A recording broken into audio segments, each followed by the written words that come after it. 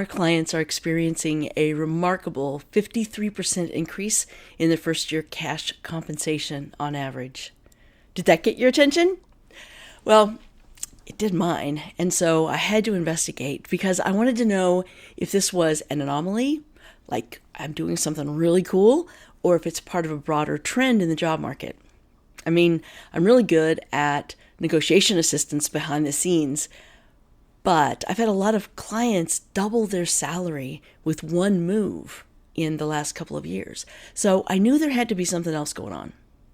So today I want to dive into some fascinating insights that I found during my research into this whole phenomenon. Specifically from a recent article I read in Fast Company. So spoiler alert, the data is going to surprise you. If you think the Great Resignation is over, I think this information is worth sticking around for. So first off, let's set the stage. This article from Fast Company that I read was written exactly a year ago. In fact, I thought it was a brand new article because I saw the dateline. I didn't see that it was 23 instead of 24. But the findings are incredibly relevant today. And what I really wanted to know was, how is today's economic outlook influencing compensation and other factors related to the job market, like the number of resignations? So conventional wisdom suggests that in times of economic uncertainty, quit rates drop. And I remember seeing this during the 2008 recession and again at the start of the pandemic. However, the recent trends are flipping that narrative on its head. And a recent study, according to this Fast Company article, a recent study by Bankrate found that those most concerned about job security in today's economy are also the most likely to demand a raise and seek greater flexibility, like work from home, or search for a new job, or outright quit even when they don't have another gig lined up. So I'm seeing the exact same thing, the exact same trend in my clients and other executives that I talk with. And in the Bankrate study, out of more than, I think it was 2,400 U.S. adults that were surveyed, 1/3 of them expressed concerns about job security. And among this group, nearly half plan to quit in the next 12 months, compared to just 20% of those who aren't worried. You know, and here's another stat that's, to me, quite surprising. 72% of those concerned about job security plan to look for a new job versus 34% who feel secure. Overall, a whopping 88% of those with job security concerns plan to take some kind of action within the next year. And I think it's important to note that overall, in any given year, at least these are the numbers that I remember because they've been very consistent for decades. According to the U.S. Census, around 70% of workers, and this is at all levels, this isn't just executives, so 70% of workers in the U.S. were dissatisfied with their current jobs as of the U.S. Census, and they're considering a change. And from what I remember, about 24% of workers at any given time were actively searching for another job. And these numbers have been very consistent every time the census reports them. That's why I'm never worried about my own job security. Now, let's talk about inflation for a second. According to Bankrate, inflation is a double-edged sword in the labor market. I've seen this. Because it's driving workers to ask for higher pay because wages aren't keeping up. And I find that what I'm seeing in my clients and in the people that I talk to is that those that are usually big savers can't save anymore. They're just living paycheck to paycheck. And then those that haven't been savers in the past, they're living off of credit cards, believe it or not. And now I did not do any research on that yet, but I have a feeling that that's pretty common because I hear it from a lot of people. So despite the fears of a recession, which is going to happen, or layoffs, workers, according to this survey, still have bargaining power. I'm not quite sure about that. It's a unique economic environment, and it's leading a lot of people to advocate more aggressively for what they want.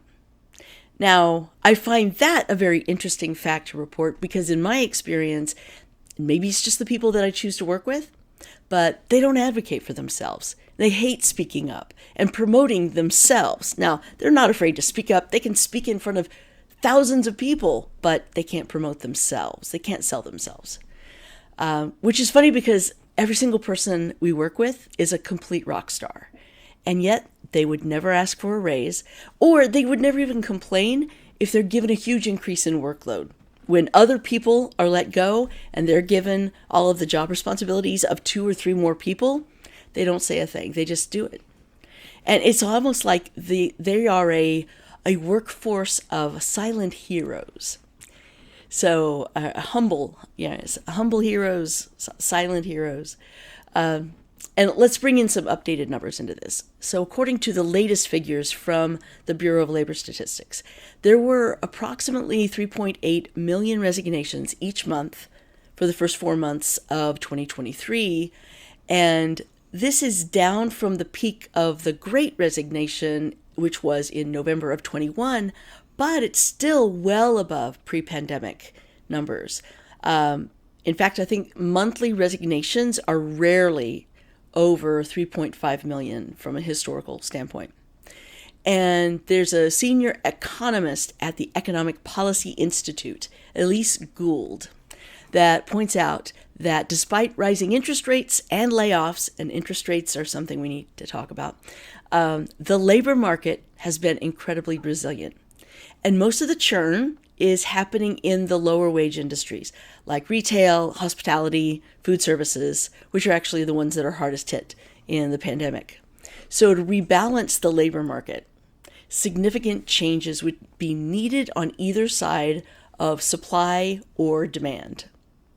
Okay, so as far as significant changes, let's go over some other findings. Bankrate findings they're echoed by another survey from FlexJobs, which reveal that 20% of professionals have recently quit their jobs, and another 42% are considering leaving. And at the same time, 39% are worried about getting laid off, and 11% have been laid off in the last 6 months. Now, of course, this is as of exactly a year ago because of this Fast Company article. And FlexJobs career expert Keith Spencer, not familiar with Keith, but he suggests that although the Great Resignation may have cooled slightly, it's really far from over. And the factors driving people to quit remain very consistent. Work-life balance, compensation, company culture, advancement opportunities, and mental health, of course. And I'm really curious. I'm assuming that because you're watching this video that you are considering a job change. I would really love to hear the biggest reason that you are thinking about a change. So if you're part of that 42% that you're thinking about leaving your current company, I want you to comment below. Let's start a dialogue. I'm very interested to hear why you would want to be looking outside of your current company. Speaking of current companies, if you're a leader, which I'm sure most of my audience is, all of the data is pointing to the importance of keeping your teams happy. Now, this includes making sure their compensation and their flexibility policies are keeping up with your industry. And when I say flexibility, a lot of them just want to continue to work from home. And what I'm hearing from our clients is that the biggest reason for them leaving or wanting to leave, time and time again, is culture. I mean, these executives are grossly underpaid, but they're loyal anyway, usually to a fault. And they would probably stay there if the culture was positive. But if the culture is getting dysfunctional or downright toxic, they realize they got to leave. So if you've got a team and you can control some of the culture, it's a good idea to focus on employee recognition, promotional opportunities, and building a more positive company culture overall. And when you address these areas proactively, you can prevent your best people from leaving. And of course, when they leave, you've got a loss of productivity and revenue when they're out of there. So I trust this information has been helpful. Keep in mind that my firm, Career Resume Consulting, is a very small firm. It's a very small career firm. And so my insights are anecdotal. This is what I see. And it was good to find an article, though, that backed up what I've been seeing. So the Great Resignation may not be making headlines right now like it did a year ago, but it's clear that the effects are still there, very present in today's job market, especially for those number of people that are wanting to quit. And for those of you that are navigating your career paths or looking to make a switch, it would be worth your time to have a conversation with either me or one of my team. I've been doing this for well over 20 years, and my team has been with me for about a decade. So everyone is very, very used to a lot of ups and downs in the economy, and I've navigated several recessions, actually. And, it's my opinion that we're probably in for a rough 12 to 18 months. Don't even get me started on the effects of artificial intelligence on the job market in the very near future. But that's a completely different video, and I'm definitely going to make it.